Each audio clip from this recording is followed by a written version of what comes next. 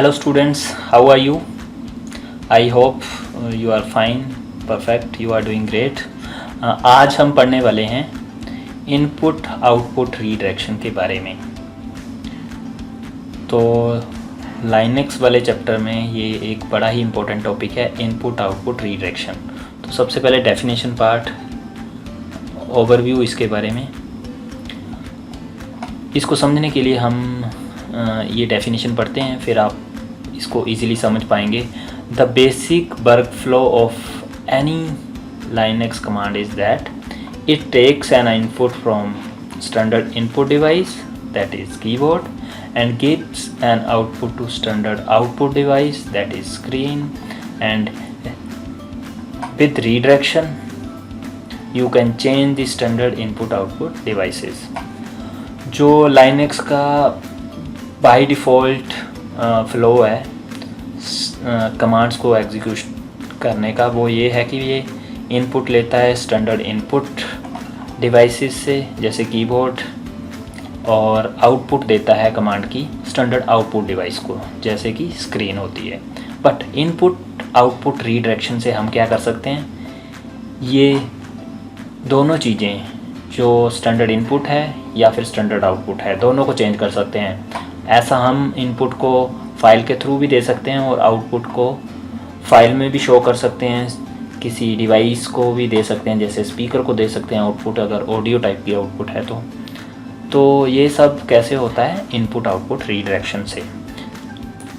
तो ये एक डायग्राम है आपको समझने के लिए कि ये शेल है जिसको हम कीबोर्ड से कमांड दे रहे हैं और डिस्प्ले जा रही है और एरर जा रहे हैं। दो तरह की आउटपुट हो सकती है, या एरर या फिर successfully display of the result.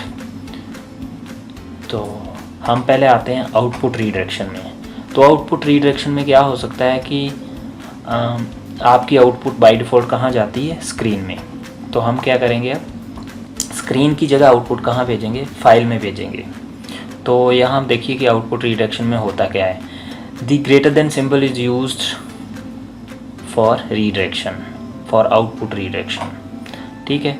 Using the greater than sign we will with the file name like this. अगर आपने आउटपुट रीडायरेक्शन करनी है तो आपको कुछ इस तरह से कमांड लिखनी पड़ेगी, ls-al ग्रेटर देन फाइल 1। तो ls कमांड क्या करती है, हमारी जो फाइल और फोल्डर को दिखाती है जो करंट वर्किंग डायरेक्टरी में होते हैं, और एट्रीब्यूट लगाने से क्या कर देता है, वो हिडन फाइल्स को भी बता देती है उस डायरेक्टरी के अंदर। और l से क्या होता है, वो लिस्ट के फॉर्मेट में रिज़ल्ट दिखाती है कंप्यूटर स्क्रीन के ऊपर। बट हमने ग्रेटर देन का सिंगल यूज़ कर दिया, ये आउटपुट रीडायरेक्शन है। इससे क्या होगा, जो आउटपुट आएगी कमांड की वो फाइल 1 में स्टोर हो जाएगी instead of on your computer screen.